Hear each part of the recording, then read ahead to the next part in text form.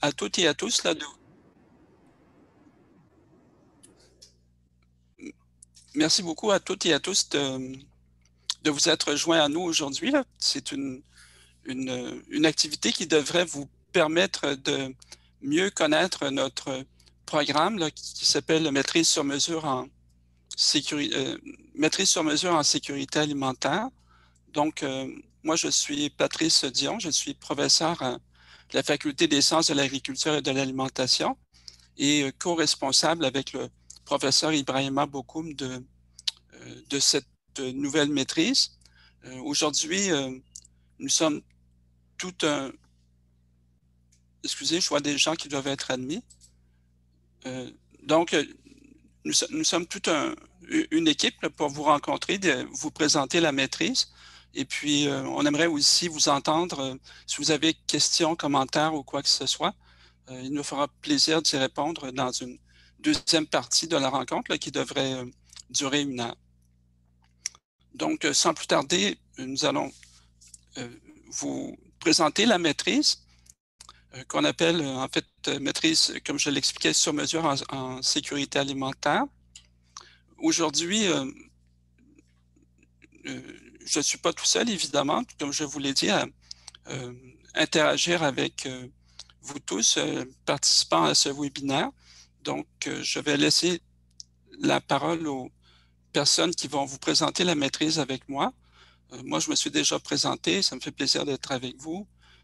Et puis, Ibrahima, si tu veux te présenter à ton tour. Oui, merci Patrice. Bonjour tout le monde, bonjour à tous les invités. Merci encore pour votre disponibilité. Moi, c'est Ibrahima Bokoum, je suis professeur en développement international au département d'agroéconomie. Je suis dans la même faculté que le professeur Patrice Dion. Et comme il l'a dit tout à l'heure, je suis co-responsable avec lui de cette maîtrise en sécurité alimentaire. Donc, Annie, ce serait... Oui. Bonjour à tous, je suis Annie Bédard, je suis nutritionniste et chargée d'enseignement à l'école de nutrition à la même faculté, le Sciences d'agriculture et l'alimentation. Et je participe aussi au développement de ce programme de maîtrise également. Ça me fait plaisir. D'accord. Ce serait à ton tour, Élie. Bonjour à toutes et à tous. Mon nom est Élie Sawadogo, doctorant en agroéconomie à l'Université Laval et membre de l'équipe de pilotage du chantier d'avenir en sécurité alimentaire. Je suis beaucoup impliqué dans le processus d'admission de cette maîtrise et la relation avec les partenaires. C'est un plaisir pour moi d'être avec vous ce matin. Et puis finalement, on est rendu à Julia. Bonjour à tout le monde, Julia Gaudreau-Perron, je suis coordonnatrice de la grande démarche des chantiers d'avenir à l'Université Laval, dont je vous dirai quelques mots dans un instant puisque la maîtrise s'inscrit dans ce contexte-là des chantiers d'avenir. Puis ce que je voulais vous mentionner, c'est que, bon, ici, nous sommes 5 au total aujourd'hui, mais en réalité, il y a toute une équipe là, qui travaille aussi à la mise sur pied et éventuellement à la dispense là, de ce programme de maîtrise. C'est un programme interdisciplinaire, donc nous avons des professeurs, des chargés de cours et professionnels qui relèvent d'autres facultés, puis j'en ai mentionné quelques-unes ici, là, dans la liste qui figure ici. Maintenant, la présentation va se dérouler comme suit. C'est que, bon, comme vous avez remarqué, nous avons maintenant une petite présentation PowerPoint où il va être question, bon, initialement des chantiers d'avenir. Ensuite, on va vous expliquer un peu de quoi il retourne quand on parle de sécurité alimentaire et des systèmes alimentaires. En fait, je sais que plusieurs d'entre vous êtes déjà bien au fait de ces choses-là, mais on va quand même faire un petit rappel là-dessus. Ensuite, la maîtrise elle-même va vous être présentée. Finalement, nous allons parler du processus d'admission qui n'est pas vraiment très compliqué. Finalement, nous allons vous laisser vos contacts. En fait, je crois que déjà, si vous consultez le clavardage, le contact du professeur Bokoum et le mien devrait apparaître. Et puis aussi l'adresse Internet là, de notre maîtrise. Puis finalement, comme je l'ai expliqué, on va recevoir avec intérêt vos questions, puis tenter d'y répondre du mieux possible. Alors, sans plus tarder, je vais laisser la parole à Julia qui va vous présenter les chantiers d'avenir à l'Université Laval. Très bien, merci beaucoup, Patrice. Je vais ajouter les liens dans un instant. Je vais toutefois prendre le temps de vous adresser la parole un petit moment avant de vous envoyer l'adresse d'Ibrahima et de Patrice, mais ça ne saurait tarder pour les points de contact. Quelques mots d'abord sur la démarche des chantiers d'avenir.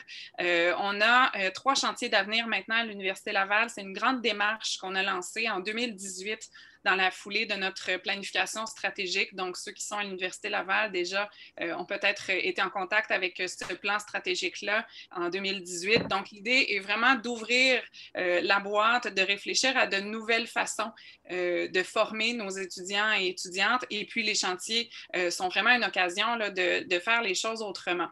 Je vous amène sur 3 caractéristiques principales de nos chantiers d'avenir. J'ai déposé aussi dans le clavardage le lien vers le site web. Vous pourrez aller consulter celui-ci. Donc, ce qui caractérise les chantiers d'avenir, d'abord, c'est vraiment qu'on est en train d'imaginer des nouvelles formations, donc comme la maîtrise sur mesure en sécurité alimentaire.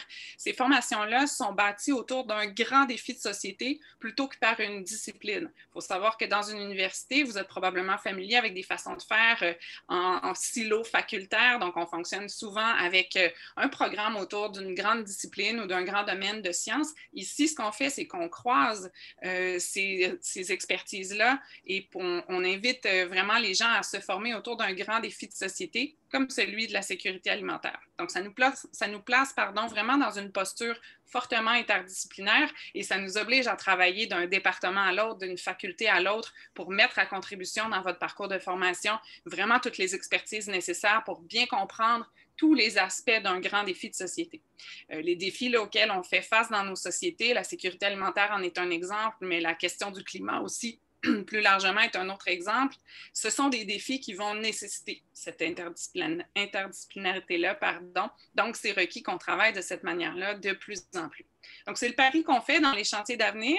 Et pour vous former autour de ces grands défis de société-là, on souhaite que vous le fassiez en étant dans l'expérience, en étant en partenariat avec le milieu, en étant plongé dans l'action à travers des projets qui sont réels dans des organisations de votre milieu. Donc, particulièrement dans cette maîtrise-ci, on est à l'international également. Donc, bien sûr, on a des partenariats avec des organisations plus près de nous à Québec, mais il y a aussi des projets dans différents pays du Sud, différentes communautés, entre autres chez les Autochtones également. Donc, on souhaite vraiment que vous puissiez travailler dans l'action et que vos connaissances, vos compétences se développent à travers ces expériences-là qui promettent d'être bien riches et intéressantes. Un dernier volet sur lequel j'attire votre attention, c'est le fait que comme on souhaite résoudre un grand défi de société, qu'on fait appel à une grande diversité de savoirs et de disciplines, on s'est dit qu'il faut qu'au cœur de cette interdisciplinarité-là, on place des compétences qui sont transversales. Ce sont des compétences qu'on appelle nos compétences d'avenir. On en a une dizaine, on a un référentiel là, et ma collègue Annie pourra revenir un petit peu plus tard sur celles qui sont spécifiquement mises à contribution dans cette maîtrise-ci. Et dans chaque chantier d'avenir, on va souhaiter développer ces compétences transversales-là qui nous ont été mentionnées par les milieux de pratique comme étant celles qui vont être les plus recherchées chez les employés, j'allais dire de demain, mais même d'aujourd'hui, là, elles sont déjà vraiment au cœur de ce qui est attendu des professionnels et des professionnels. Alors voilà, donc on met beaucoup l'accent sur le développement de ces compétences-là. Vous allez le voir tout au long de la présentation, elles vont revenir à différentes occasions. On a 3 chantiers d'avenir présentement, donc celui en sécurité alimentaire. Vous avez peut-être vu passer aussi un autre en équité, diversité, inclusion, donc sur toute la question d'avoir des milieux de travail plus inclusifs, plus diversifiés et encore une fois dans une perspective hautement interdisciplinaire. Et on a un 3e chantier qui est aussi sur la question, le défi de société de l'intelligence des transformations rapides des organisations. Donc, vous pourrez aller voir ça sur le petit site web pour lequel j'ai mis le lien dans le clavardage. Un dernier mot sur la démarche des chantiers d'avenir. Dans chaque chantier, on va vouloir mettre l'accent sur le développement de votre leadership. Quand je vous parlais des compétences transversales, des compétences d'avenir, pour nous, elles sont l'illustration, elles sont ce qui forme le leadership de demain. Donc, quand on veut former des agents de changement dans les milieux, quand on veut former des leaders dans les organisations, pour nous, c'est essentiel de s'intéresser à cette question-là du leadership. Ça va se faire dans la maîtrise sur mesure à travers un projet dans les organisations, comme j'en parlais tout à l'heure, mais aussi à travers le contact avec des grands leaders québécois. Certaines d'entre vous auront peut-être reconnu de dos, ici on le voit de dos, le monsieur Robert Lepage, un grand homme de théâtre connu mondialement, connu à l'international. Donc, il fait partie de notre cercle des leaders que je vous présenterai un petit peu plus tard dans la conversation. Et donc, on souhaite mettre ces gens-là à contribution dans une forme d'inspiration à travers des ateliers auprès de vous et à travers lesquels vous serez au contact aussi avec les étudiants des autres chantiers d'avenir, puisque c'est un cours et des activités qui sont communes à l'ensemble des chantiers. Alors voilà qui met un peu la table sur la démarche des chantiers d'avenir. Je laisse l'équipe poursuivre pour la suite. Merci, Oui. Julia. Oui, pardon. Oui, vas-y, Annie, excuse-moi. Pas de problème. Dans les quelques diapos qui suivent, on va simplement vous remettre un petit peu en contexte par rapport à des aspects centraux de cette maîtrise-là, des concepts liés à la sécurité alimentaire et au système alimentaire, là, qui est un enjeu sur lequel veut se baser cette maîtrise-là. Alors, plusieurs instances ont émis une définition de la sécurité alimentaire dans le monde, mais on s'entend dans les grandes lignes, là, puis certains sont déjà bien au fait de ça, que la sécurité alimentaire signifie au fond de pouvoir assurer à toutes les personnes, donc que ce soit des individus, des ménages, des populations, un accès aux aliments qui est suffisant, qui est également sûr, dans le sens qui est certain, qui est stable, qui répond aussi aux besoins de santé, mais aussi un accès qui est digne, donc qui est par exemple personnellement acceptable pour se procurer ces aliments-là. Et aujourd'hui, on s'entend aussi pour considérer que pour permettre d'atteindre cette sécurité-là et de la maintenir à long terme, il faut que toutes les étapes par lesquelles passent les aliments qu'on voit ici, la manière dont ils sont produits, transformés, achetés, et jusqu'à toutes les étapes post-consommation, là, qu'on parle de gaspillage alimentaire, par exemple, de ce qu'on fait avec les surplus. Toutes ces étapes-là doivent se dérouler de façon idéalement durable, équitable pour les différentes populations notamment, et dans le respect des cultures, parce que les cultures font partie de notre identité, l'alimentation fait partie de notre identité culturelle. Et donc, pour que ça se tienne à long terme, cette sécurité alimentaire-là, il faut que les systèmes alimentaires, finalement, donc toutes ces étapes-là par lesquelles passent ces aliments, soient durables. Et ça va faire un petit peu un lien avec ce qu'ensuite va enchaîner là, M. Bokoum dans les diapos qui suivent.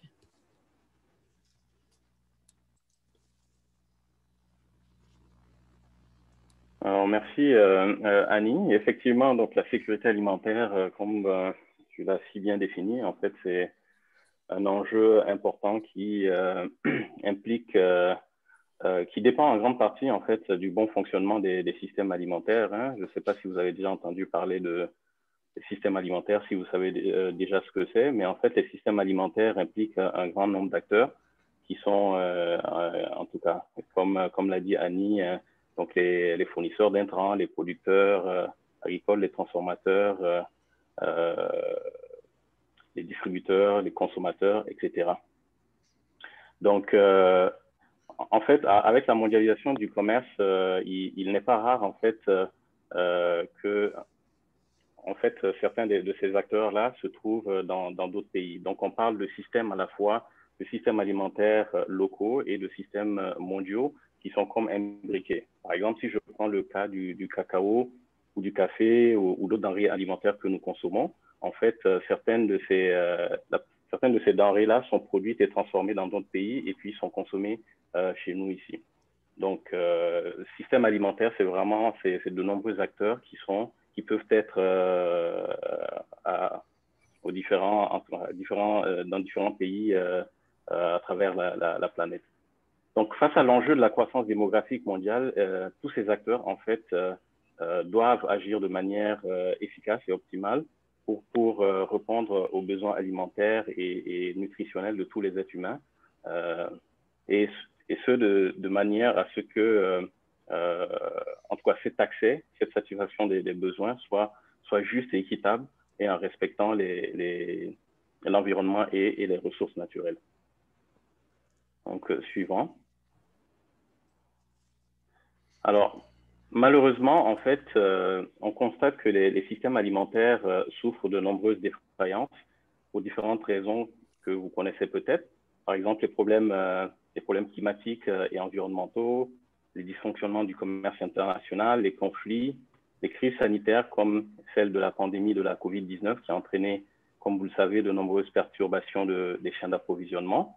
Et la conséquence de toutes ces défaillances, c'est les chiffres élevés de l'insécurité alimentaire qu'on constate.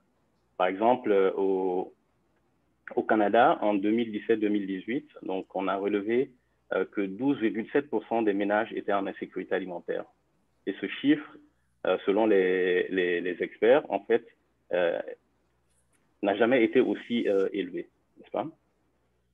Au Québec, ce chiffre, c'est de 11,1% des ménages qui souffrent d'insécurité alimentaire. C'est la seule province où il semblerait qu'il y a eu une légère diminution de l'insécurité alimentaire au cours des dernières années. Et à une échelle plus locale, la sécurité alimentaire demeure un enjeu prioritaire également. Si on prend par exemple le cas d'un quartier à Québec, celui de Saint-Roch, c'est une priorité, c'est vraiment une priorité, la sécurité alimentaire, dans la mesure où 40% des habitants de ce quartier-là sont dans une situation de vulnérabilité sociale. Alors certes, la pauvreté, c'est un facteur important, mais le problème n'est pas simplement du côté de la demande. Il y a une défaillance des systèmes alimentaires à mettre à disposition des populations des aliments sains en quantité et à des prix abordables. Et ces différences ne peuvent être corrigées qu'au prix de profondes transformations. Donc, suivant. Alors, où intervenir en sécurité alimentaire? Au Québec, par exemple, l'insécurité alimentaire existe aussi bien en ville qu'en milieu rural. Ça concerne des personnes en situation de vulnérabilité, par exemple des ménages monoparentaux qui vivent avec de jeunes enfants. Ça concerne également des personnes au chômage, des personnes à faible revenu, etc. Ça concerne également des personnes qui vivent dans des déserts alimentaires. Et puis, c'est également très présent chez les Premières Nations et les Inuits. Si on prend par exemple le cas du Nunavut, 57% des ménages étaient considérés en 2017-2018 en insécurité alimentaire, ce qui est quand même la majorité de la population de cette province-là. Évidemment, au-delà du Canada, l'insécurité alimentaire est fortement répandue partout dans le monde et surtout dans les pays en développement. On dénombrait par exemple en 2019 près de 700 millions de personnes sous-alimentées, auxquelles se seraient rajoutés, selon les estimations, entre 80 et 130 millions de sous-alimentés en 2020 à cause de la pandémie de la COVID-19 et d'autres conflits qui sévissent dans différentes régions du monde. Suivant. Alors, cette carte, en fait, nous permet de voir les principaux foyers d'insécurité alimentaire aiguë en 2021. En fait, il s'agit des zones soit en situation de crise, d'urgence ou de famine, selon la classification, selon le cadre harmonisé de classification des phases de l'insécurité alimentaire. Alors, ce qu'on peut voir ici, c'est que l'insécurité alimentaire aiguë, donc en tout cas en 2021, est principalement concentrée dans des régions en Afrique, mais également est présente dans des pays comme la Syrie et l'Afghanistan. On voit qu'il y a également des problèmes aigus dans les Caraïbes, et en particulier en Haïti et en Amérique latine, dans des pays comme le Salvador, le Guatemala, le Honduras et le Venezuela. Les causes sont évidemment multiples. Parmi les causes, vous pouvez voir en dessous de la diapo, on peut dénombrer, par exemple, on peut parler des conflits, des instabilités politiques, des chocs économiques, des déplacements de population, des crises sanitaires, des conditions climatiques défavorables, etc. Suivant.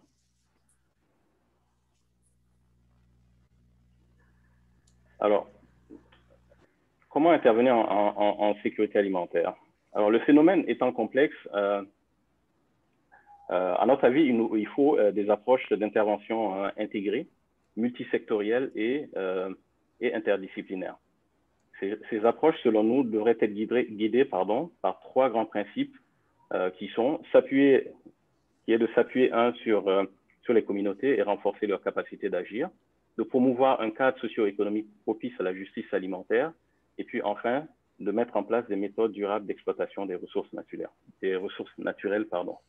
Donc, je vais laisser le professeur Patrice Dion poursuivre sur les particularités des interventions dans le cadre de la maîtrise en sécurité alimentaire. Merci beaucoup, Julia, Annie, Ibrahima. Maintenant, nous allons vraiment aborder le cœur de la présentation. Là, nous allons vous présenter la maîtrise sur mesure en sécurité alimentaire. En fait, ce que je voulais vous dire, c'est que la maîtrise est étroitement associée à l'expérience. On voulait vraiment un programme qui permette aux étudiants d'interagir avec une communauté en situation de vulnérabilité, de façon à permettre aux personnes d'acquérir une expérience directe de ce que c'est que l'insécurité alimentaire et comment la combattre. C'est une maîtrise donc qui est axée sur ce qu'on appelle un projet d'intervention, dont on va vous parler un peu tout à l'heure. Elle est axée aussi sur la possibilité pour les personnes de vraiment acquérir une expérience concrète, une vision concrète de l'insécurité alimentaire et des moyens qui peuvent être pris pour lutter contre ce fléau. Aussi, ce qu'on voulait faire, on voulait un programme qui s'adresse aussi bien à la situation telle qu'on la retrouve chez nous, dans nos villes, dans nos campagnes, comme on a mentionné, mais aussi qui s'adresse à la situation qu'on peut retrouver dans d'autres pays. Et les étudiants qui vont travailler avec nous, qui vont construire avec nous cette maîtrise, parce qu'on veut que les étudiants participent étroitement à la conception, à la construction du programme, à travers leur apprentissage, à travers les projets d'intervention. Les étudiants vont être mis en contact non seulement avec leur propre milieu d'intervention, mais aussi avec celui de leurs collègues. Donc, vous allez voir un peu comment tout ça est possible. En fait, ce que je vous ai dit est comme résumé ici dans cette diapositive, mais bref, ce que vous aurez l'occasion de faire si vous choisissez de vous inscrire à notre programme, c'est de mettre en application ce que vous avez déjà appris. Vos compétences actuelles vont pouvoir être exploitées dans une perspective d'amélioration de la sécurité alimentaire. Aussi, on s'attend à ce que ces compétences soient accrues, développées pendant votre cheminement dans notre programme. Tout à l'heure, Julia vous a parlé des compétences d'avenir. Nous allons y revenir dans quelques secondes, mais ces compétences, vous les possédez déjà en partie ou en bonne partie.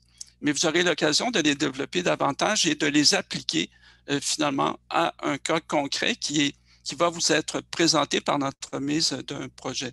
Les projets sont réalisés en partenariat avec des organismes, des organisations. Ça aussi, on va en reparler tout à l'heure, mais en gros, on retrouve trois types d'organisations. On parle d'organisations locales ou communautaires, telles qu'on peut en retrouver à Québec, à Montréal ou ailleurs au Québec. On parle aussi d'organismes de coopération internationale. Donc, ce sont des organisations québécoises ou canadiennes qui interviennent dans des pays à faible revenu où sévit l'insécurité alimentaire. Et puis, finalement, nous avons aussi des grandes organisations internationales, par exemple la FAO qui nous a soumis un projet. Et puis, on pense aussi au Programme alimentaire mondial qui nous a soumis 2 projets. Alors, ces projets, ce sera à vous, finalement, de les mettre en œuvre en interaction avec une communauté et un partenaire. Alors, je vais laisser Annie vous présenter les compétences d'avenir. Merci, Patrice. Comme Patrice l'a mentionné tout à l'heure, la maîtrise en sécurité alimentaire est un programme qui a vraiment une approche par compétences. Vous suivez peut-être en ce moment un programme par compétences, vous en avez peut-être entendu parler, mais la maîtrise fait partie de ce type de programme-là. Mais les compétences qui sont mises de l'avant dans le cadre de ce programme-là sont fondamentalement enracinées dans les 4 grandes catégories de compétences que partagent tous les chantiers d'avenir. Vous les voyez ici. On parle de pensée complexe, de résolution de problèmes de manière créative, d'adaptabilité, dans le sens de développer sa capacité d'adaptation, et aussi un sens de l'engagement et de responsabilité sociale. Mais ces compétences-là, dans le cas de cette maîtrise ici en sécurité alimentaire, elles sont détaillées et appliquées à des contextes de sécurité alimentaire. Donc, quand on parle, bien, par exemple, de résolution de problèmes de manière créative ou innovante, mais ça sera dans le contexte d'une problématique complexe en sécurité alimentaire dans un milieu, dans une population, avec un partenaire. Donc, chacune de ces compétences-là, puisqu'elles sont transversales, elles peuvent être développées par tous les candidats et ce, peu importe de quelle discipline vous provenez à l'origine. Donc, ça vous permettra de cheminer dans ces compétences-là pour vous rendre ensuite vraiment capable d'agir concrètement pour favoriser la sécurité alimentaire dans vos projets respectifs. On peut aller à la prochaine.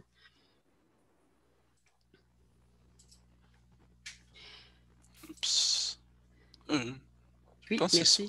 Et les objectifs du programme, tels qu'ils sont rédigés, là, sont vraiment en lien, elles intègrent vraiment les compétences d'avenir. Vous voyez que ce ne sont pas nécessairement des objectifs qui mettent de l'avant de façon, disons, plus académique, des connaissances. Ce sont vraiment des objectifs qui mettent de l'avant déjà des compétences qui vous permettent d'entrer dans l'action, d'appliquer, de résoudre des problèmes, de développer votre capacité d'interagir avec des communautés, par exemple, en situation de vulnérabilité, mais aussi de devenir, comme parlait tout à l'heure Julia, de leadership, de devenir aussi un leader, mais qui conserve vraiment une importance à l'inclusion des communautés, par exemple, l'inclusion dans la démarche de résolution de ces problématiques-là de sécurité alimentaire, l'inclusion de leurs idées, de leur vécu, de leurs expériences, respecter ainsi les diversités culturelle ou d'inclusion, bref, d'une grande diversité dans les populations ou dans les différents milieux, et ainsi de devenir apte à travailler de façon innovante en matière de sécurité alimentaire.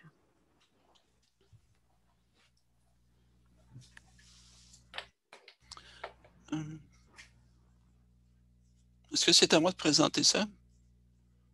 Je pense que oui. Hein? Donc, en fait, ce que je voulais vous dire, là, je regardais le clavardage tout en suivant la présentation, puis il y a quelqu'un qui demande qu'est-ce qui nous a inspiré à développer un programme comme celui-ci. Puis, ce que je voulais vous dire, c'est que, bon, je vais vous parler d'un point de vue peut-être plus personnel, mais j'ai travaillé en fait en Amérique latine, j'ai travaillé en Afrique, j'ai travaillé en Haïti, je travaille toujours en Haïti, récemment aussi au Nunavut. Et puis, quand on voit ce qui se passe, des personnes ou des enfants qui n'ont pas assez à manger, des femmes qui font qui font l'impossible pour tenter de nourrir leur famille et puis qui peuvent joindre les deux bouts tout en essayant de conserver un semblant de vie personnelle, ben, je me suis dit, c'est pas vrai que je vais rester dans mon labo puis que je vais continuer à travailler de cette façon-là sans essayer vraiment de faire quelque chose de concret pour régler le problème. C'est sûr qu'à notre niveau, on ne peut pas tout faire. On n'a pas la... Je lisais ce matin, il n'y a pas vraiment de rapport, mais je lisais une petite nouvelle à propos de Bill Gates. Et puis, c'est sûr qu'on n'est pas Bill Gates, on n'a pas des milliards à consacrer, mais à notre niveau, on est capable d'agir. Et puis, c'est ça qui nous a motivés à lancer cette maîtrise. Puis, je crois que c'est ça qui va motiver aussi les étudiants. Plusieurs se sont déjà inscrits ou inscrites. C'est ça qui motive les étudiants aussi à s'inscrire, c'est qu'il est toujours possible de faire quelque chose pour améliorer la situation. Ça peut être fait, comme je l'expliquais, soit à l'étranger, soit chez nous. Les problèmes sont multiples et puis ils sont aussi, on les retrouve partout. Donc, c'est comme ça aussi que les cours sont conçus. Tout à l'heure, je vous parlais de projets d'intervention. On va vous donner des exemples tout à l'heure de thématiques de projets. Mais en gros, ces projets ont pour but de permettre aux personnes d'agir. C'est sûr qu'on est là pour apprendre, on est là pour améliorer ses compétences, ses connaissances, mais dans le cadre du programme, vous êtes capable aussi d'agir. Et c'est ce qu'on appelle un projet d'intervention. De façon à agir, on a besoin de méthodologie, de méthodes. qui vont aussi qui sont aussi comprises parmi les cours du programme. On a besoin de connaissances, notamment sur la sécurité alimentaire et les systèmes alimentaires, comme le professeur Bokoum vous a présenté tout à l'heure. On a besoin de certaines compétences. On vous a parlé des compétences d'avenir. On a besoin de savoir exercer de façon clairvoyante et mesurée et adapter une certaine forme de leadership. Et puis finalement, on a besoin de réfléchir. Alors tout ça est compris ici dans les cours du programme. Je n'ai pas le temps, malheureusement, de vous présenter la structure du programme de façon détaillée. Toutefois, elle existe, elle figure aussi sur le site web là, dont on vous a transmis l'adresse par le clavardage. Mais en gros, ce qu'on peut dire, c'est que le programme s'étale sur 4 sessions. Il va débuter cet automne, en septembre. Il se poursuit en décembre 2022, donc 4 sessions. Pendant la première session, vous êtes préparé, ou vous vous préparez, je devrais dire, vous vous préparez à intervenir dans un milieu quelconque. Donc, comme je dis, je ne vais pas passer en revue tous les cours, mais ce sont des cours de méthodologie, des cours de conception du projet, un cours sur la sécurité alimentaire. Ici, à l'hiver, le projet d'intervention dont je vous parle va débuter cet hiver, donc en janvier. Et initialement, il va débuter à temps relativement partiel. Ça vous donne le temps de vous familiariser vraiment avec le milieu, de connaître les gens avec qui vous travaillez, soit les partenaires, soit les membres des communautés. Et puis, c'est vraiment à l'été prochain, à partir du mois de mai, entre mai et août finalement, que l'essentiel de l'intervention va pouvoir se dérouler. Mais en gros, vous avez ici 8 mois pour mettre les mains dans le cambouis, comme on dit, et puis vraiment intervenir en sécurité alimentaire, tout en suivant certains cours. Tout à l'heure, on va vous parler du cercle des leaders qui est compris ici dans ce cours sur le leadership. Et finalement, la dernière session, donc de septembre à décembre 2022, est consacrée à la préparation d'un rapport, mais on ne voudrait pas que ce soit simplement un rapport que vous remettez comme ça, puis pour avoir qui va être noté par les professeurs. C'est un rapport aussi à l'intention du partenaire, à l'intention des communautés avec qui vous allez travailler. Donc, il y a tout un aspect de restitution de vos résultats, de vos observations, des leçons apprises auprès des personnes avec qui vous allez interagir pendant toute la durée de votre cheminement. Ici, le carnet de compétences, mais on peut en dire 2 mots. On vous a parlé des compétences d'avenir tout à l'heure. Donc, le développement personnel de ces compétences va être balisé tout au long de votre cheminement par l'entremise c'est comme un genre de feuille de route là, que vous allez compléter au fur et à mesure, qu'on appelle le carnet de compétences. Et puis enfin, je vous avais dit tout à l'heure qu'on voulait que les étudiants soient en contact non seulement avec leur propre milieu, avec leur propre communauté, mais aussi avec celle des autres. Et ça, c'est le projet CERES qui va vous permettre de faire ça. Alors, qu'est-ce que c'est que le projet CERES? Ben, en gros, c'est simplement une façon que nous avons imaginé de permettre aux gens de partager. Donc, tous les étudiants vont partager leurs observations, où qu'ils soient dans le monde. Il y a des projets au Québec, il y en a en Afrique, il y en a en Amérique latine ou ailleurs. Donc, où que vous serez dans le monde, vous pourrez partager avec vos collègues les conclusions de vos travaux. Ce que je voulais vous dire, c'est que tous ces cours sont offerts entièrement à distance, sauf évidemment le projet d'intervention qui se déroule sur place dans une communauté. Je voulais vous dire aussi qu'il est possible il existe un cheminement à temps partiel dont je ne vous parlerai pas maintenant, mais disons qu'on a prévu aussi la possibilité pour une personne de demeurer en emploi. Plusieurs personnes sont déjà en emploi. On parle d'une maîtrise professionnelle, je pense qu'on ne l'a pas encore dit, mais c'est une maîtrise professionnelle. Donc, si vous êtes en emploi et que vous n'avez pas le temps pour une raison ou une autre, ou pour d'autres raisons, là, vous n'avez pas le temps de vous inscrire à temps complet, il y a un cheminement à temps partiel qui est possible. Et puis tout à l'heure, on va vous parler du projet d'intervention. Je vous ai parlé de partenaires, etc., mais certaines personnes nous ont proposé leur propre projet. Donc ça, c'est possible aussi. Par exemple, il y a des personnes qui travaillent dans un CI 3S ou qui sont en lien avec des municipalités et puis qui qui voudraient approfondir cette relation-là dans le cadre d'un projet d'intervention, à ce moment-là, c'est tout à fait possible. Nous, ce qu'on fait dans ce cas-là, c'est qu'on prend contact avec vous, on discute aussi avec vos partenaires potentiels pour nous assurer qu'il va y avoir un bon suivi, un bon appui de la part du partenaire. Bien. Alors, je vais passer à la prochaine diapositive qui concerne le cercle des leaders. Et puis, je crois que c'est Julia qui va vous en parler. Merci, Patrice. En fait, quelques mots très simples. Vous parliez tout à l'heure vous partagiez votre inspiration dans le cadre du chantier d'avenir, hein, ce qui vous a donné l'impulsion de proposer cette nouvelle maîtrise sur mesure. Il y a Paul dans le clavardage qui nous demandait pourquoi on fait ça, hein, d'où ça vient cette intention-là à l'Université Laval. Donc, j'ai donné quelques informations, mais assurément, une source d'inspiration pour tous ceux qui gravitent autour de nos chantiers d'avenir, c'est ce fameux cercle des leaders qui est offert, là, je vous rappelle, à l'ensemble des étudiants et étudiantes qui sont inscrits dans un chantier, donc que ce soit en sécurité alimentaire, en équité, diversité, inclusion ou en intelligence et transformation. Donc, vous y aurez accès, vous aussi. Donc, on a 6 grands leaders québécois qui sont près de nous pour ça, qui sont là pour vous inspirer, pour animer des ateliers qui sont très, très variés, je dirais, d'un grand leader à l'autre.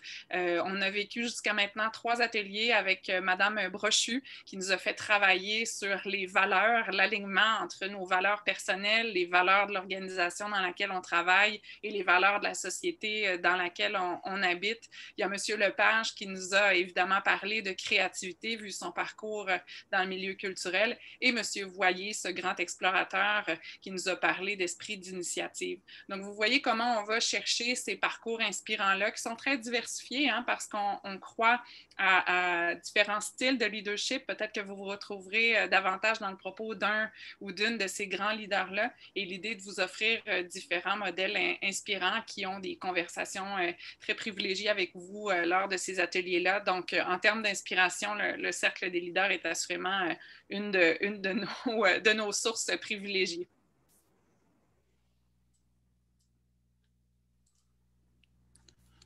Merci. Bon, Ibrahima, maintenant, si tu veux parler des projets d'intervention de façon plus précise. Oui, peut-être j'aimerais ajouter à ce que tu ajoutais tantôt, Patrice. Je ne sais pas si ça a été mentionné tantôt, mais peut-être je l'ai échappé là, mais le programme est entièrement à distance hein, et ça permet pour permettre à n'importe qui à travers le monde de pouvoir suivre notre programme. Et même à pouvoir faire son projet d'intervention directement dans le pays où il se trouve. Là. Donc, c'est vraiment quelque chose, ça donne beaucoup de souplesse. Concernant le projet d'intervention, ben, en tout cas, tu en as déjà un tout petit peu parlé. C'est sûr que c'est le cœur de la maîtrise, de notre maîtrise en sécurité alimentaire, puisqu'il constitue 21 des 45 crédits. Il se déroule sur 3 sessions essentiellement, donc la 2e, la 3e et la 4e session. La 4e incluant également la rédaction du rapport du projet d'intervention. Alors, le projet d'intervention favorise évidemment le développement des compétences d'avenir qui vous ont déjà été présentées à travers notamment une approche de recherche-action participative et interdisciplinaire et impliquant également des interactions avec les organismes partenaires et les populations vulnérables.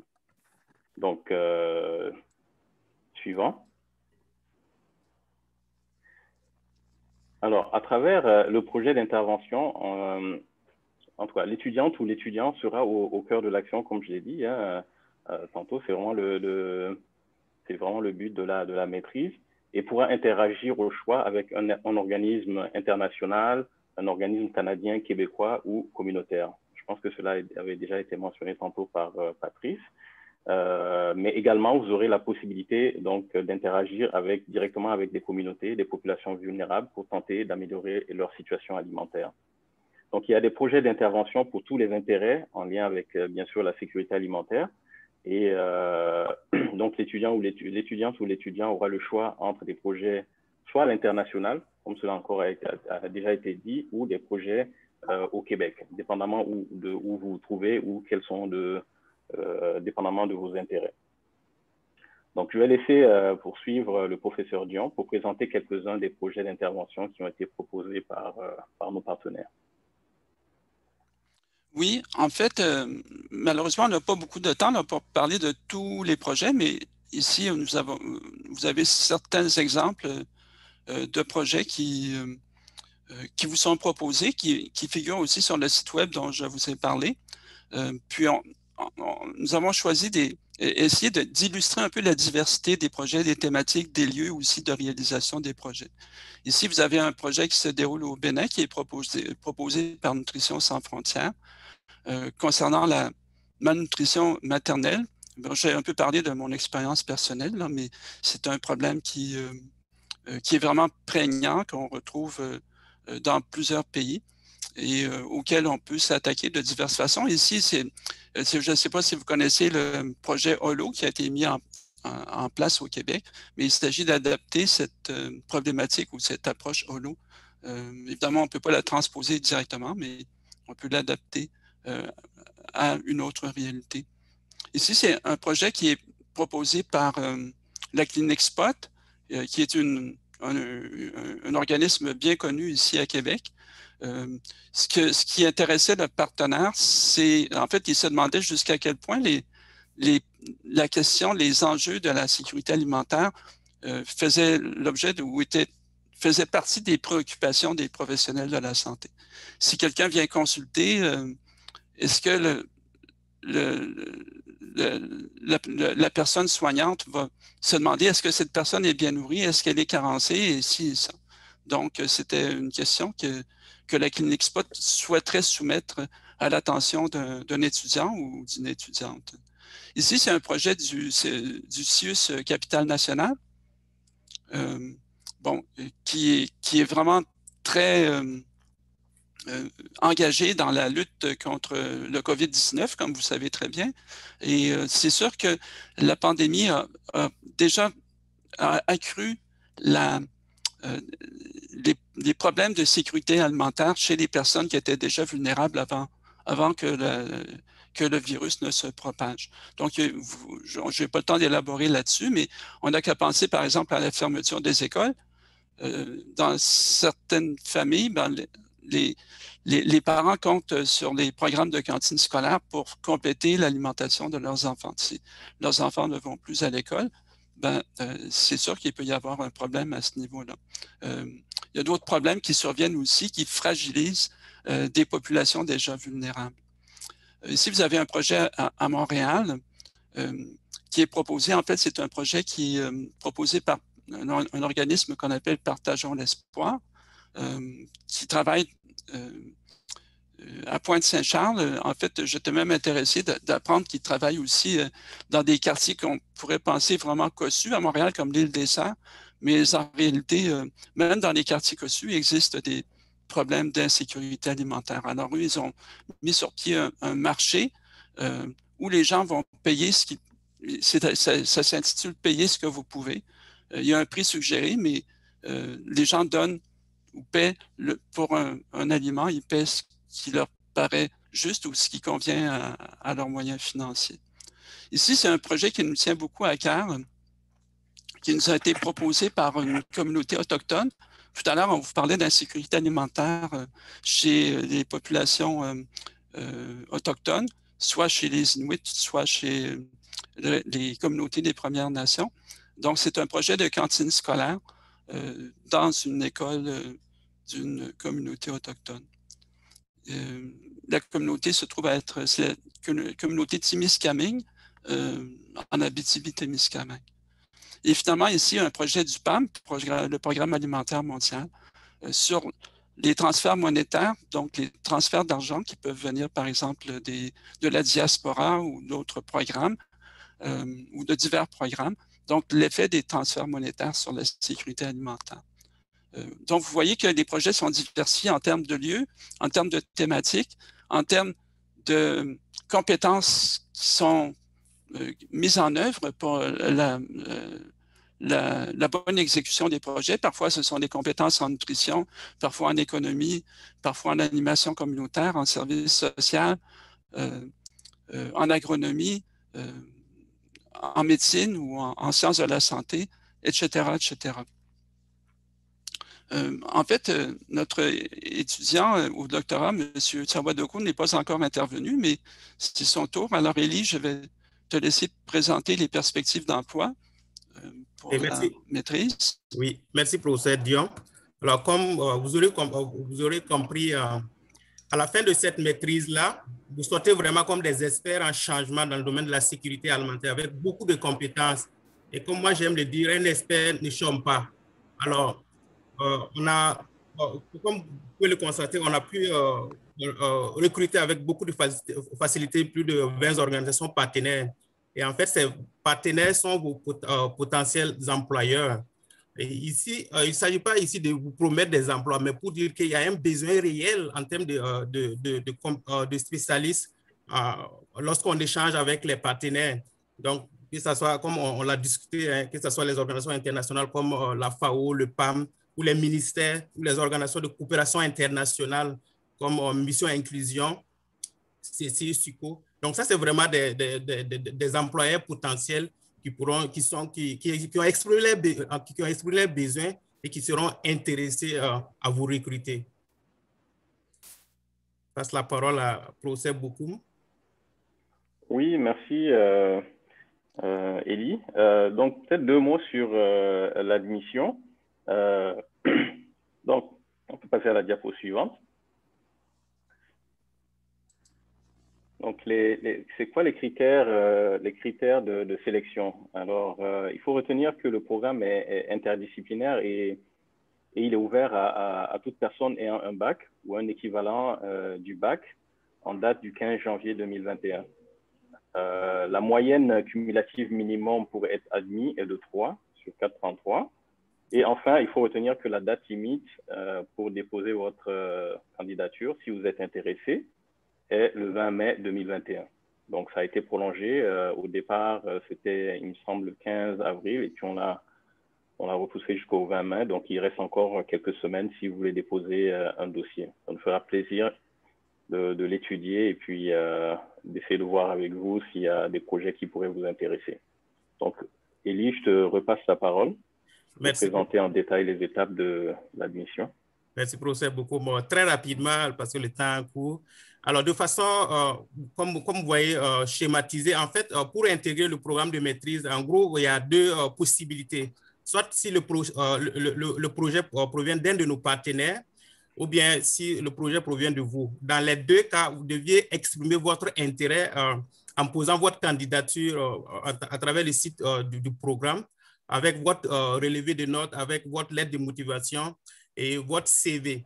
Donc, à partir de là, nous, on accuse réception de votre candidature. On évalue, c'est de voir si les critères de sélection tels que régis par le règlement des études de l'université, si c'est respecté, on planifie une rencontre Zoom avec vous.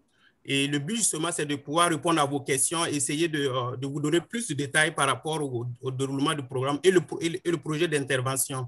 Alors, si cette étape est concluante, alors on envoie votre candidature au partenaire que vous avez choisi. Le partenaire, à son niveau aussi, va évaluer votre candidature.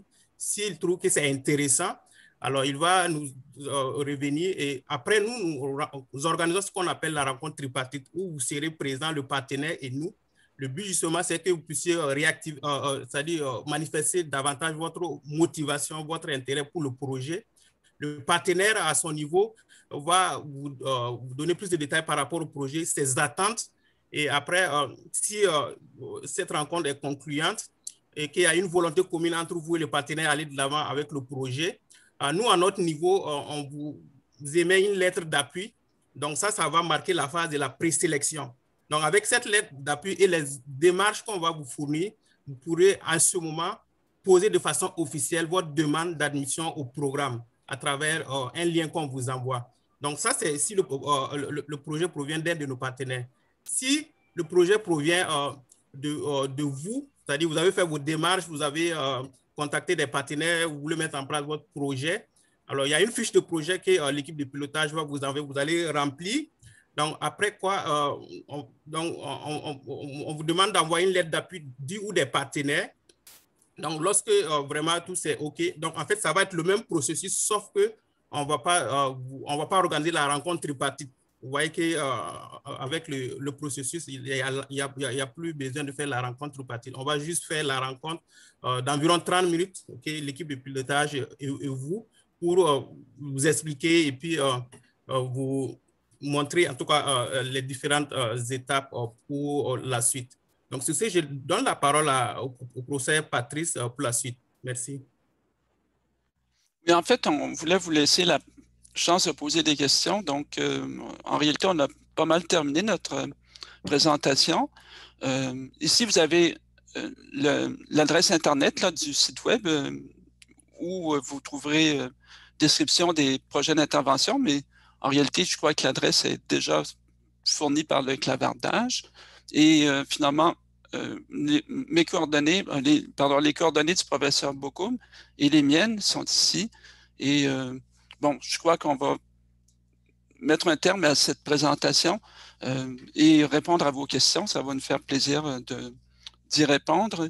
Je crois que vous pouvez aussi lever la main.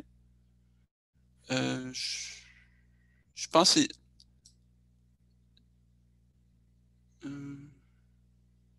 bon, pour lever la main. Oui, on a l'option dans le bas d'écran, mais c'est l'option réaction. Oui, c'est ça. Oui, je crois que ce que je vais faire, je vais quitter le partage d'écran. Puis, c'est ça. C'est dans réaction, en bas, vous pouvez lever la main puis poser vos questions. Ou sinon, ben, allez-y, posez des questions si vous ne trouvez pas le... Il y a une question peut-être de Pauline Litzler. Est-ce que plus d'informations sont disponibles sur le cours de conception d'un projet d'intervention? Sinon, savez-vous quand ces informations seront disponibles? Oui, en fait, ce qui se passe avec tous ces cours, en fait, sont en train d'être conçus en ce moment, mais ça fait déjà, plus de 6 mois qu'on travaille sur la conception des cours. Toutes ces informations vont être bien sûr disponibles aux personnes qui se sont inscrites au programme, mais en gros, ce qu'il faut voir, c'est qu'il y a 2 cours en septembre qui concernent directement le projet d'intervention. Le premier, c'est ce qu'on appelle préparation au milieu d'intervention, dans le cadre duquel les personnes ont l'occasion d'interagir avec leurs partenaires pour mieux connaître le contexte dans lequel le projet va s'insérer. Donc, la préparation au milieu d'intervention concerne spécifiquement le milieu d'intervention lui-même. Le deuxième cours, c'est conception d'un projet d'intervention. C'est à ce moment-là que les livrables, par exemple, sont précisés, les attentes envers l'étudiant ou l'étudiante, la méthodologie à employer. Donc, on parle toujours de recherche-action participative, c'est-à-dire que c'est une recherche qui se réalise en partenariat avec une communauté. Et les membres de la communauté participent directement à la conception et à la mise en œuvre du projet de recherche. Donc, c'est ce qu'on appelle vraiment la recherche-action participative. Et dans le cadre de ce cours de conception d'un projet d'intervention, mais les principes de la recherche-action participative sont élaborés, présentés, élaborés, mis en œuvre. Aussi, le projet se veut un projet interdisciplinaire. Donc, la conception du projet d'intervention va se faire selon les principes de la recherche interdisciplinaire. Et puis, il y a un cours qui va traiter spécifiquement de recherche interdisciplinaire. Donc, en gros, c'est entre septembre et décembre, que les étudiants interagissent de façon intense avec leurs partenaires, se familiarisent avec le milieu d'intervention, conçoivent le projet, élaborent les étapes du projet, les étapes d'exécution du projet, précisent les livrables, précisent les moyens à mettre en œuvre, précisent aussi les ressources dont les personnes disposent et se familiarisent finalement avec le partenaire et le milieu. Je peux difficilement en dire plus maintenant, mais c'est sûr que s'il y a des personnes intéressées, ben, on peut fournir des documents, des plans de cours et tout ça. Tout ça est présentement en voie d'élaboration et puis très avancé. Je ne sais pas si ça répond bien à la question.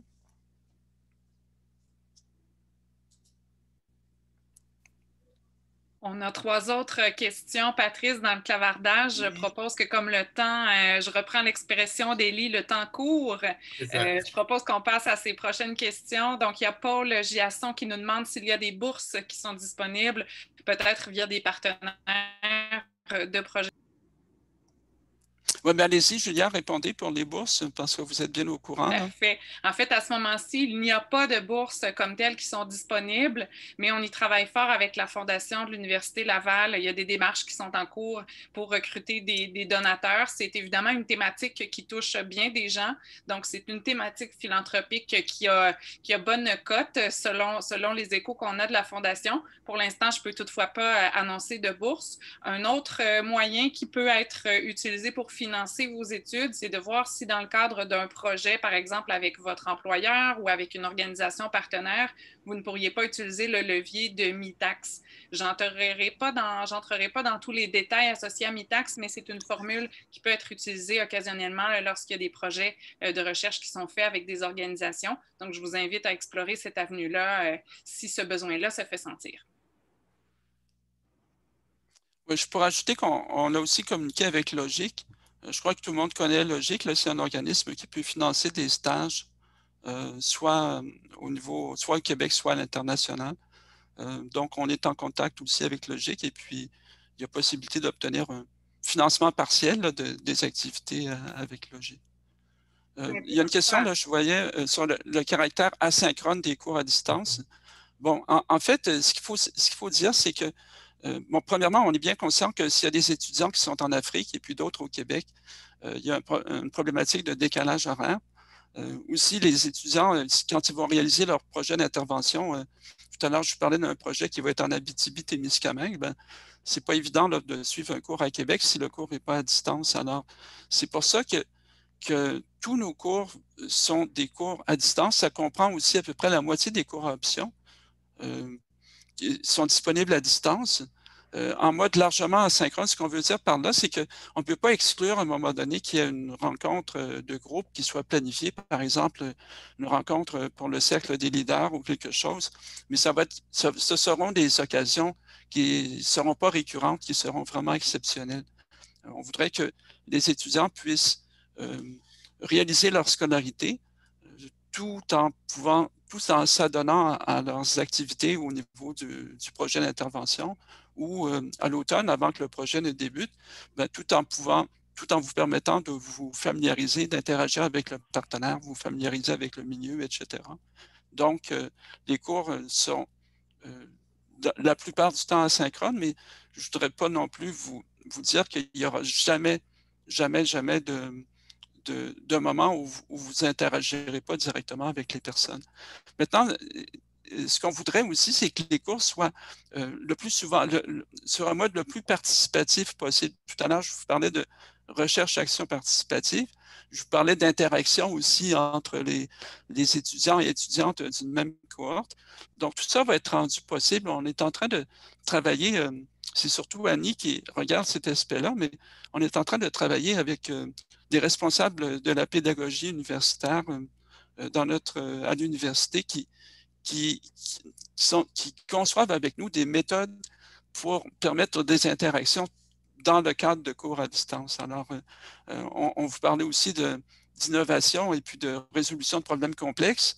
Alors, nous-mêmes, nous mettons en œuvre ces belles compétences d'avenir pour penser à des modes d'enseignement qui soient le plus interactifs possible, tout en respectant la problématique et le mode de fonctionnement des cours à distance. Ce qu'on pourrait rajouter, c'est que c'est ça, s'il y a des rencontres ponctuelles qui sont faites en synchrone, le maximum sera fait pour que ça soit enregistré là, et puis pour que en tout cas vous ayez accès aux enregistrements après la séance là. Donc ça c'est quelque chose qui pourrait, en cas d'impossibilité de participer à la rencontre là, pourrait permettre d'avoir du matériel là. Il y avait d'autres questions par rapport à la possibilité d'intégrer le programme à partir, sans avoir terminé le bac, un passage intégré à la maîtrise, comme ça se fait pour d'autres programmes. J'ai fourni un début d'information, Ibrahima, à cette question-là directement dans le clavardage. On n'a pas de passage intégré nécessairement, mais sous réserve d'une approbation de la gestion des études, c'est possible de le faire si vous n'avez pas tout à fait complété votre baccalauréat. Ce qu'on vous demande à ce moment-là, c'est d'être bel et bien inscrit au dernier cours qui manque à votre parcours là, à l'automne prochain. Et à ce moment-là, vous pouvez quand même être inscrit là, à la maîtrise en même temps. Si c'est le seul frein à votre dépôt de candidature, n'hésitez pas à communiquer avec nous là, pour qu'on soit en mode solution si jamais c'est ce qui pose un défi. Il y avait aussi une question, est-ce que la maîtrise doit débuter à la session d'automne? En fait, ce qu'il faut voir, c'est que bon, ça va être la première année pour la maîtrise. Et puis, vous avez vu le cheminement, les projets d'intervention, les interactions avec les partenaires et tout ça. Peut-être éventuellement, dans quelques années, on pourrait admettre des étudiants à d'autres sessions que la session d'automne. Mais pour la première année, on veut vraiment que tout le monde débute en même temps et puis termine à peu près en même temps. Donc, je dis à peu près parce qu'il y a aussi la possibilité du cheminement à temps partiel là, qui, lui, se déroule sur 7 sessions, mais pour le cheminement à temps complet, c'est 4 sessions débutant en septembre. Toutefois, si le problème, comme l'expliquait Julia, est que vous n'avez pas tout à fait terminé votre formation de premier cycle, ben, en fait, il est toujours possible, il est peut-être possible de s'ajuster comme Julia vient de l'indiquer. Il y a une question intéressante aussi, Patrice, de la part de Gaël. J'imagine qu'Ibrahima, c'est là que tu allais également. Là, je te vois hocher de la tête. Il y a quelqu'un, c'est une belle preuve de leadership déjà en partant. Quelqu'un qui demande donc est-ce que ce serait possible de contribuer à l'un des projets d'intervention à titre de bénévole sans être nécessairement inscrit à la maîtrise tout en terminant son baccalauréat. Donc, c'est quelqu'un qui visiblement souhaite prendre l'avance et prendre de l'expérience. Moi, ce que je répondrais à ça, c'est qu'il faudrait parler avec la personne, à part, privément, si je peux dire, voir exactement de quel genre de projet il s'agit. C'est sûr que c'est sûrement une bonne idée de le faire, mais il faut se rendre compte que ça ne dépend pas vraiment de nous, ça dépend de la capacité d'accueil du partenaire. Les partenaires, souvent, nous ont dit, bon, on peut accueillir un étudiant. Il faut se rendre compte que pour le partenaire, en fait, ce qu'on dit aux partenaires, c'est qu'on veut une formule qui soit gagnant-gagnant. On veut que le partenaire bénéficie de son interaction avec nous, avec l'étudiant. On veut que l'étudiant bénéficie de son interaction avec le partenaire. Et puis, dans tout ça, l'université grandit, l'université acquiert une expérience additionnelle d'intervention sur le terrain.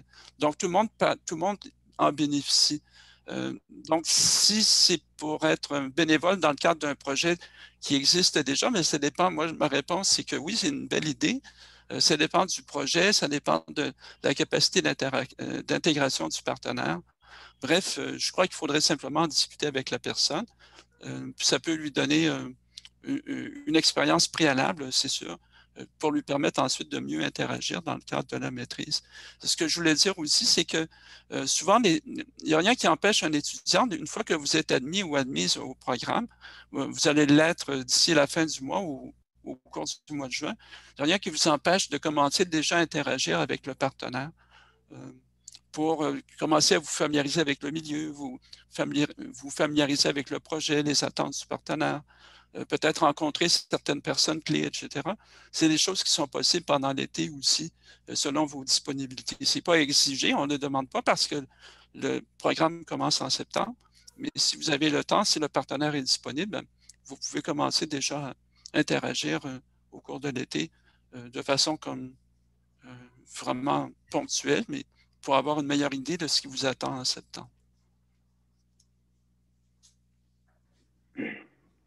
Il y avait une question un peu plus haut de Aminata concernant est-ce qu'il y avait un projet d'intervention au Sénégal? Oui, on a un projet, en l'occurrence, avec un organisme qui se trouve à Montréal, j'ai oublié le nom, là, Patrice, et puis la FAO au Sénégal. C'est pour travailler sur, en tout cas, un guide pour favoriser la saine alimentation des populations, là. Donc, c'est ça.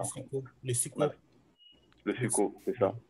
Donc, on a des projets un peu partout, effectivement. Et si vous allez sur le site du programme, vous allez voir les différents partenaires qui sont associés au aux différents projets et les lieux d'intervention. Et Patrice, peut-être il y a Pauline qui souligne qu'il y a 9 crédits seulement à la dernière session. Est-ce qu'il y aura possibilité d'être inscrit à temps plein? Oui, bien sûr, c'est possible d'être inscrit à temps plein. En fait, disons qu'à l'université, maintenant, les maîtrises sont de 45 crédits. Là. Je ne vais pas élaborer là-dessus, mais c'est la norme à l'université, une maîtrise de 45 crédits. Si vous souhaitez être inscrite à temps complet à la 4e session, vous prenez un cours de plus, tout simplement, puis ça va vous faire 12 crédits au lieu de 9. Donc, ce n'est pas du tout impossible. Puis, en fait, je ne sais pas si j'ai le temps, mais ici, j'ai le projet du SUCO qui se déroule au Sénégal. Je ne sais pas si je peux partager de nouveau mon écran. Je crois que vous voyez mon écran. Puis, ici, c'est le projet, ça s'appelle Système alimentaire résilient vers une alimentation saine au Sénégal. Accompagner un gouvernement dans ses efforts pour instaurer des systèmes alimentaires durables. Et puis ici, vous avez la description du projet. C'est sûr que ce sont des descriptions assez courtes. Hein. On ne voulait pas surcharger le site web. Mais comme Élie vous l'a expliqué, lorsqu'on interagit avec le partenaire, on met l'étudiante en contact avec le partenaire. Nous, on est là aussi. C'est à ce moment-là que le partenaire nous explique vraiment bien les tenants et aboutissants de chacun de son projet. Puis, l'étudiant pose des questions. Bref, tout ça se précise en cours de route. Mais ici, vous avez quand même la description. On parle de retombées sur le plan sociétal et économique. C'est un projet qui est proposé par SUCO, là, qui est un organisme de coopération internationale bien connu et un partenaire très fiable de l'université depuis plusieurs années.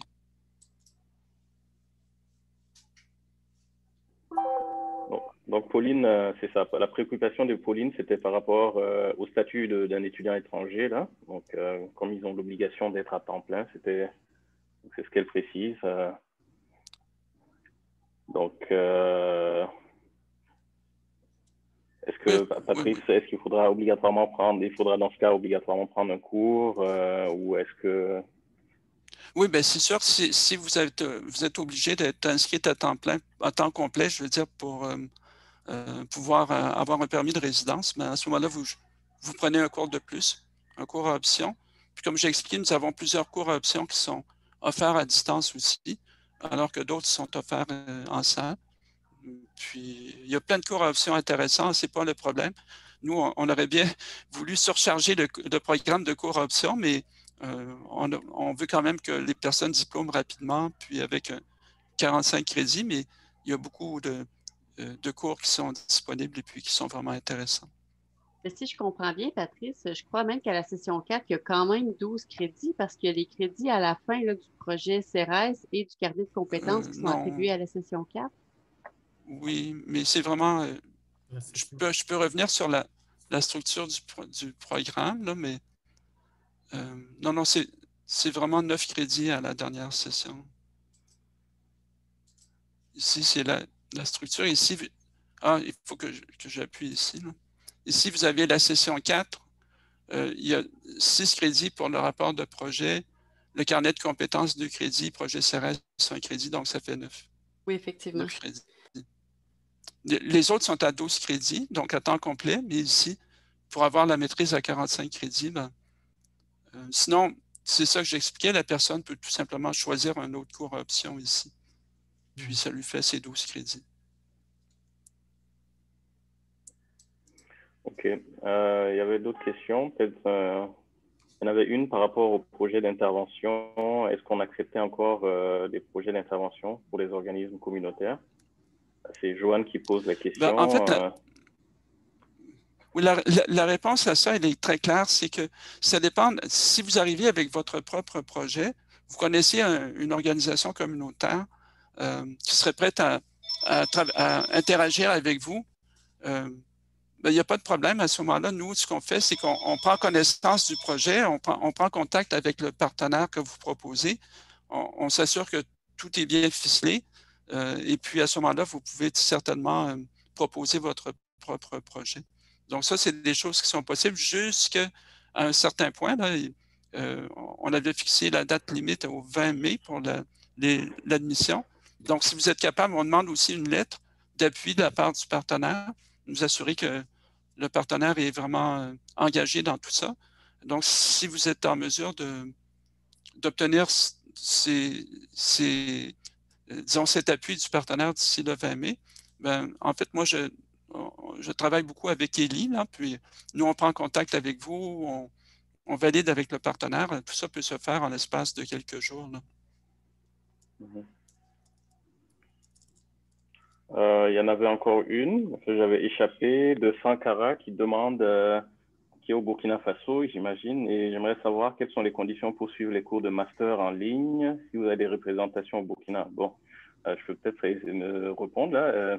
C'est sûr qu'on essaye, dans le cadre de cette maîtrise, de développer des partenariats, non seulement avec des porteurs de projets comme la FAO ou d'autres organismes qui œuvrent, par exemple, au Burkina, mais également nous travaillons, en tout cas, nous essayons de développer des partenariats avec des écoles, des universités,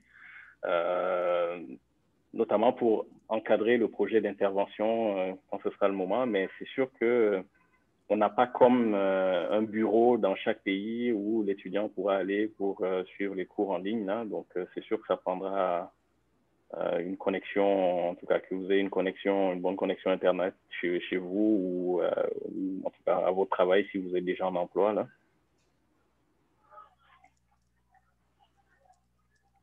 Donc, je ne sais pas si ça répondait à la question. Et puis, en tout cas, je pense.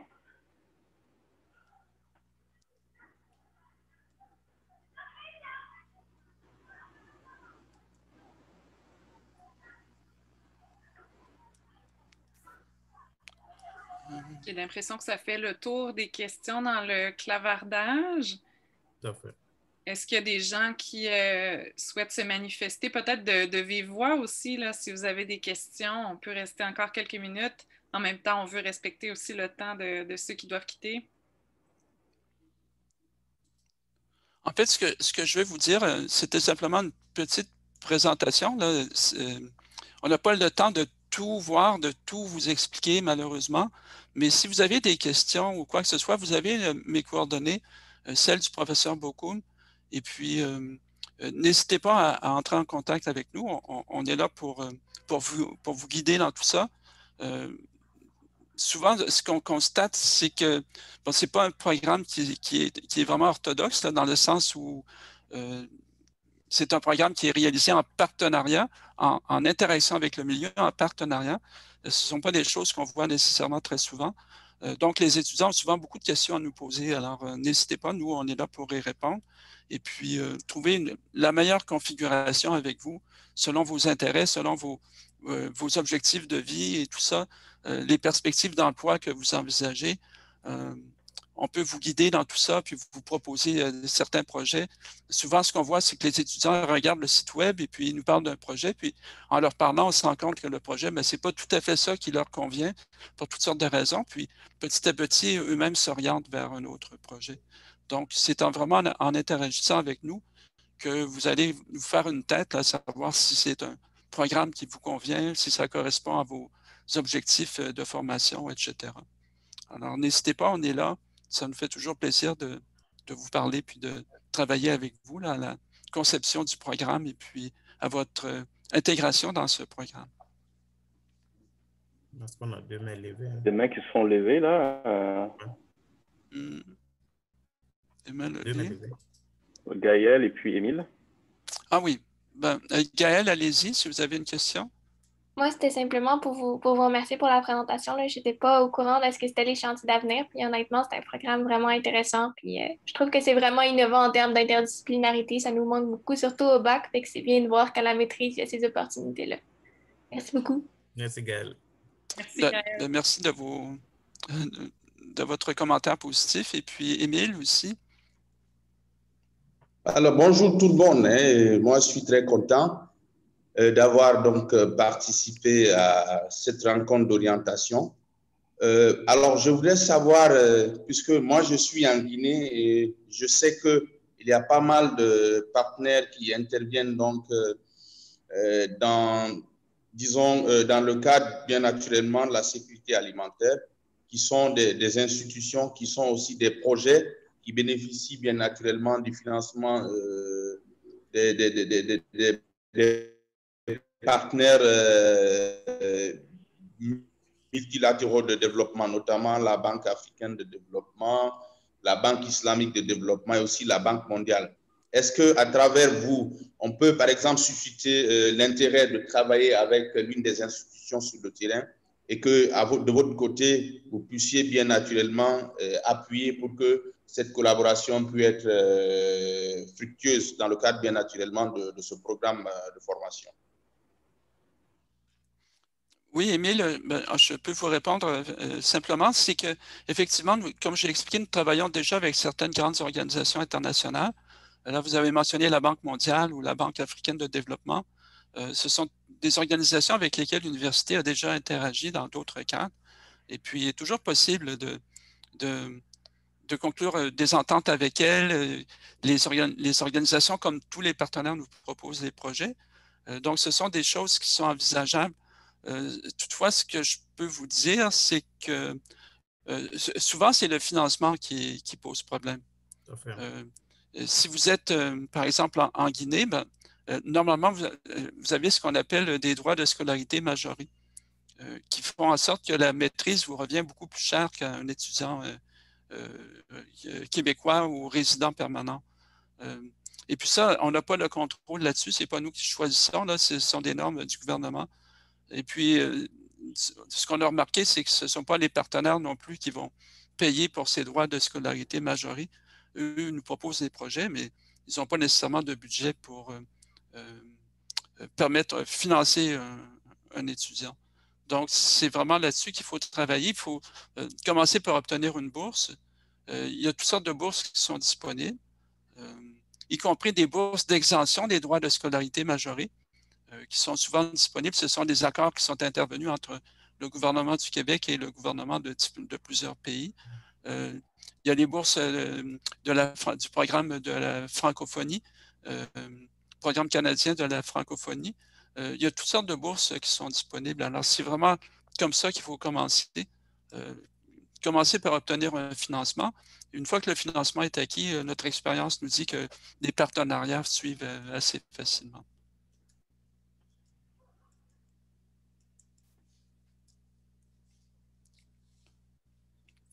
Écoutez, s'il n'y a pas d'autres questions, de toute façon, comme je vous ai dit, vous avez sûrement d'autres questions, mais peut-être pas le temps de les poser maintenant. Nous sommes à votre disposition.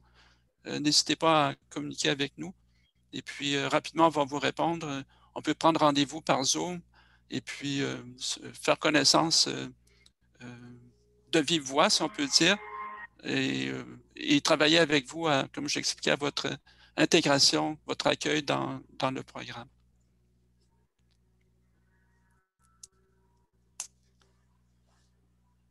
D'accord? Alors, s'il n'y a pas d'autres questions, je vais vous souhaiter une bonne fin de journée. Puis, merci beaucoup de votre attention. Merci d'avoir été avec nous. Et n'hésitez pas à communiquer avec nous là, pour tout de suite à donner. Un grand merci à tous et à toutes pour votre intérêt. Au plaisir de vous voir parmi nos étudiants et étudiantes. Au plaisir. Merci bien. Merci à tout le monde. Au revoir. Merci.